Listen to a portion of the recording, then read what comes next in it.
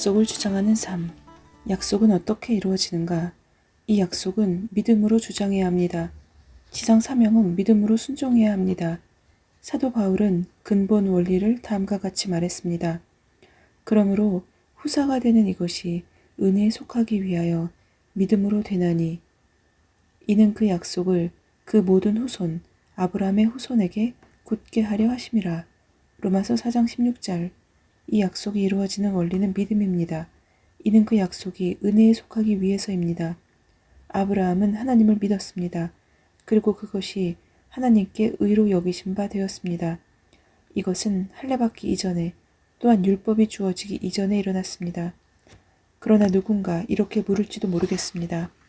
아브라함이 순종했기 때문에 하나님께서 그 큰 축복을 주신 것 아닙니까? 물론입니다. 아브라함은 그의 본토 친척 아비집을 떠났습니다. 그러나 그가 떠난 것은 자기의 노력, 행위가 아니었습니다. 히브리서 11장에 의하면 그는 믿음으로 순종하여 나갔습니다. 나중에 하나님께서 아브라함에게 아들 이삭을 번제물로 드리라고 명령하셨을 때도 우리는 아브라함이 순종할 수 있었던 동기와 힘은 믿음으로부터 나온 것임을 볼 수 있습니다.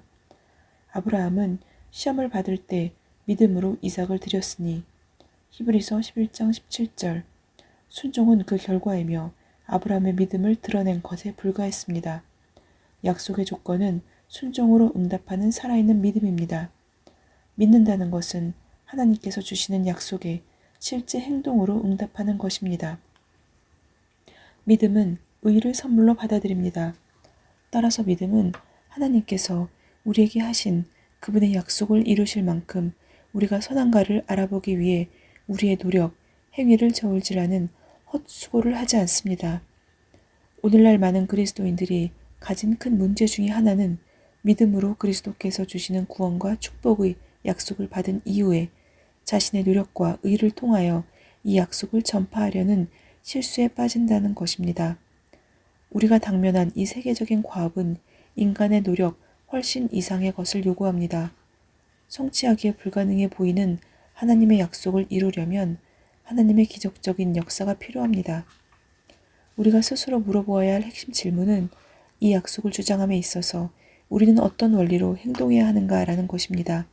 행위, 노력의 원리입니까?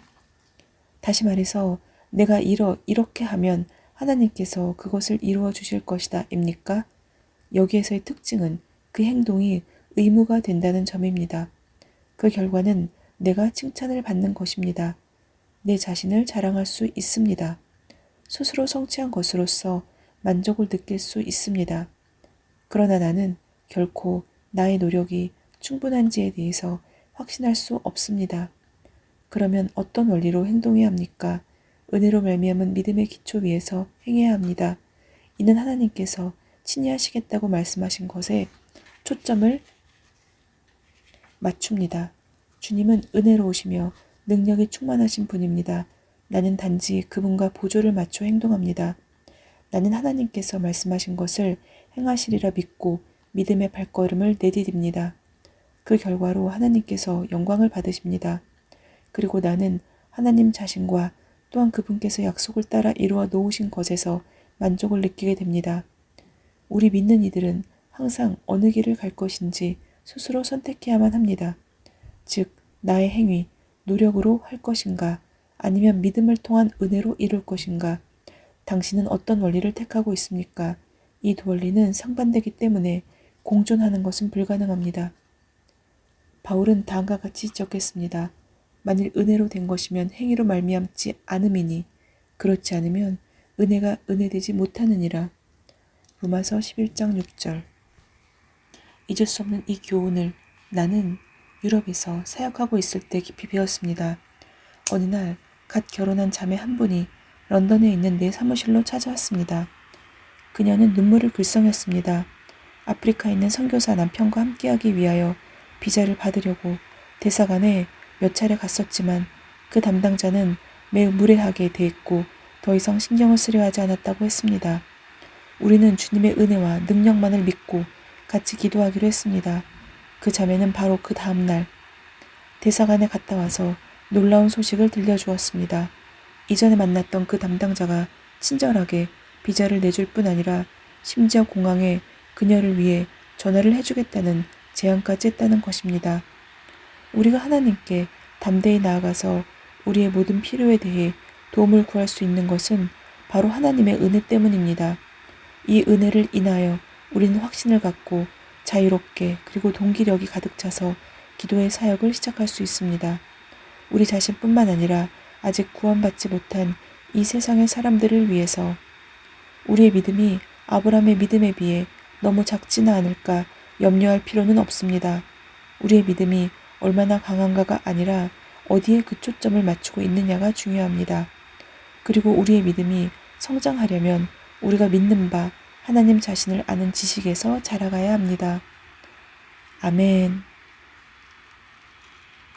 오늘은 약속은 어떻게 이루어지는가? 답은 단순합니다.